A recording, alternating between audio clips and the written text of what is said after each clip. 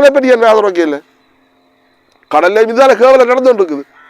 போத்து இன்றைக்கு கடலில் பாருங்க, கடற்கரை வரும் வந்து பாருங்க எவ்வளோ போத்துகள் ஷாப்பிங் பேக்கள் சும்மா நீளத்துக்கு கிடக்கும். இந்த கடல் எப்படி இருக்கும்? இதெல்லாம் கடலில் இடத்து அழுகிறா இந்த மீனுக்கு எப்படி இருக்கும்? மீன் என்ன மாதிரி போகும்? இதனை பற்றி எவன் சிந்திக்கிறான்? எவன் யோசிக்கிறான்?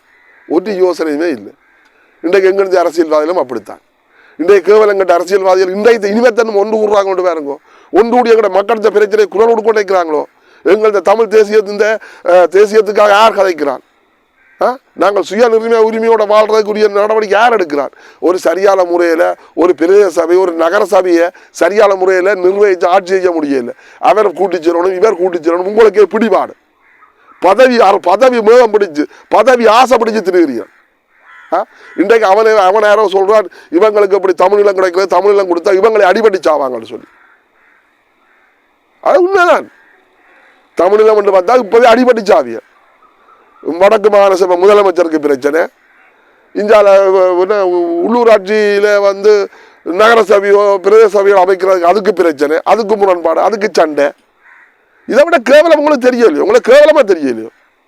இல்லை நான் கேட்குறேன், உங்களுக்கு வெக்கமான சூடு சூடு ஏதாவது இருக்கும். இனிமேல் தன்னும் ஒன்று சேர்ந்து எல்லாரும் ஒன்று சேர்ந்து வடக்கு கிழக்கு எல்லாரும் ஒன்று சேர்ந்து ஒன்றா நின்று கொண்டு ஒரு ஆட்சி அமைச்சு எங்களை மக்கள் இந்த பிரச்சனையை தீர்க்கணும் என்ற ஏதாவது முடிவில்லை, ஒன்றுமே இல்லை. புறவும் அடிபட்டு கொண்டு இருக்கிறீர்கள். அவர் 2 பேரை கூட்டி சேர்றது, அப்புறம் இந்தியாவில் கூட்டி சேர்றது, அவர் ஒரு பக்கம் இவர் ஒரு பக்கம், இங்கே 7 மட்டும் ஆட்சி அமைச்சு பேரண்டு இவர் சொல்றது. இதுதான் நடக்குது. இன்றைய வரை இன்னும் ஆட்சி அமைக்க முடியல. ஒரு உள்ளூராட்சி சபை ஒரு நகர சபையில் ஒரு தராலையும் ஆட்சி அமைக்க முடியல. கேடுகட்ட நீங்கள், கேடுகட்ட அரசியல்வாதிகள். இன்றைக்கு அவன் 181 சீட் எடுத்தான். அவன் உண்ட போனஸ்லேயே மதுரை விலையெல்லாம் பொறுக்கி எடுத்து போட்டு இன்றைக்கு NPP அரசாங்கம் மேற்பு தட்டுது. மக்கள் தங்களோட நிற்குதுன்னு சொல்லி இதுகளை பார்த்து உங்களுக்கு ஒரு கொஞ்சம் தண்ணி சூடு சூடன வார இல்லையோ? நீங்களெல்லாம் எங்கே என்னத்தை செய்து என்னத்தை கோயில நீங்களெல்லாம் அரசாங்கம் தான் அரசியல்வாதிகளாக இருக்குன்னு தான் எங்களுக்கு தெரியல. விட்டு தூக்கி அரைச்சி கூட துளைஞ்சு கொண்டு போங்க அவன் எல்லாரும்.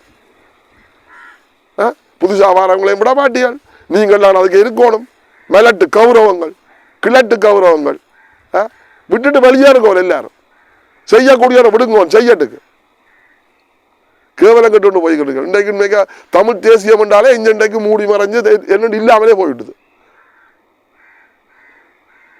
இதுக்குத்தான் நான் போன முறை சொன்னான், புலம்பெயர்ந்த எங்கள் அந்த உறவுகளை, வெளிநாடு வழியான உறவுகள், நீங்கள்லாம் எங்களுக்கு வெளிநாடுகளோட கதைச்சு அங்கே உள்ள நெருக்குதல் அடிக்கடி நெருக்குதலை கொடுத்து போராட்டத்தை கொடுத்து ஒரு பொது வாக்கெடுப்புக்கு எங்கள் இந்த கொண்டு சொல்லணும். சர்வதேச பொது வாக்கெடுப்பு எடுத்து எங்களுக்கு ஒரு சுயநிதிய உரிமைக்காக நீங்கள்லாம் குரல் கொடுக்கணும். நீங்கள் குரல் கொடுத்தா தான் நாங்கள் கட்டாயமாக உண்மையாக அஞ்சு நிம்மதியாக வாழலாம். இல்லாட்டி என்ன ஒரு 5-6 வருஷத்தில் எல்லாரும் குண்டி மண்ணை தட்டி கொண்டு வேறு எங்கேயாவது கிளம்பி கொண்டு போக வேண்டியா? ஏனென்றால் அவன் வைக்கிறான் சட்டம், அவன் செய்கிறான் சட்டம், அதுக்காக இவங்கெல்லாம் சப்பு கட்டி கொண்டு இருக்கிறாங்க. இன்றைக்கு எந்த விகாரை அகற்றப்பட்டது? ஒரு விகாரையும் அகற்றப்பட இல்லை.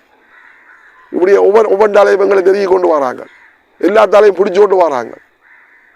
அப்போ எல்லாத்துக்கும் இங்கே ஒருத்தரும் எங்களுக்காக கதைக்கிறதுக்கு வாக்கள் இல்லை, எங்களுக்காக முடிவெடுக்கிறதுக்கு வாக்கள் இல்லை. தங்கள் இந்த பதவிகளுக்கும் தங்களோட பிரச்சனைக்குமாக இவங்கள் இஞ்சி அடிபடுறாங்க. ஒன்று சேர்ந்து ஒருமிக்க நாங்கள் எங்களோட மக்களுக்காக குரல் கொடுக்கணும் கட்டாயமாக இல்லை. அந்த என்னத்தையோ செய்து போட்டு சொல்லி போட்டு போனது. ஆனால் இன்றைக்கு இவங்க எல்லாம் குழப்பி கூத்தாடி தங்களோட பதவி முகத்தில் சிரிக்கிறாங்க. கேவலம் கட்டவங்க. தயவு செய்து எல்லாரும் இதில் கவனத்தில் எடுக்கணும். அது எங்களது பாராளுமன்ற உறுப்பினர்கள் என்றாலும் சரிதான், யார் என்றாலும் சரிதான். எங்களுக்கு எங்கள்கிட்ட மக்கள் இந்த பிரச்சனையில் எங்கெங்கே என்னென்ன பிரச்சனை இருக்கும் அதில் போய் அறிஞ்சு உடனடியாக போய் பார்த்து அதுக்குரிய நடவடிக்கைகள் இறங்குங்க. அர்ஜுனா சொன்ன மாதிரி ஒவ்வொரு ரோடாக நான் போய் பார்ப்பேன். அது செய்திருக்கிறியா? இன்றைக்கு கல்வித்துறையை எடுத்துக்கொண்டு கேட்டான், இவ்வளோ காசு ஒதுக்கி இருக்கு, இவ்வளோ தான் செலவழிச்சிருக்கிறியா? 3 மாதத்துக்குள்ள மிச்ச காசு செலவழிப்பியா? அதே மாதிரி ஒதுக்கப்பட்ட அது புறவு அது சொல்லினா அது புறவுதான் அது பெருகுமா, வேகமாக போகுமா? வேகமாக எனக்கு வாயில வேற விதமாக வருது. பாரகாசம் உடனடி ஆக்களை போட்டு அரசாங்கத்தில் உடனே நடவடிக்கை அது செய்யணுமா? அப்புறம் ஒரு கூட்டம் ஒன்று போடணுமா? அப்புறம் ஒரு தீர்மானம் ஒன்று எடுக்கணுமா? என்ன ஏன் நாட்டு தான் நடக்குதுன்னு எங்களுக்கு தெரியல. கதைக்கிறது முழுக்க பொய்யும் புராணம் புழுகும்.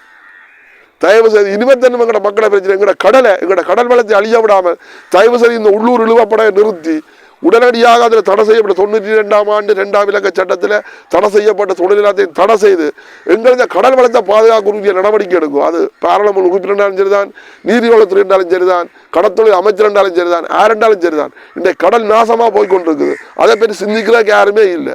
தயவு செய்து இதுக்குரிய நடவடிக்கை எடுக்க சொல்லி நான் எல்லாரையும் தாழ்மையாக கேட்டுக்கொள்கிறேன். நன்றி.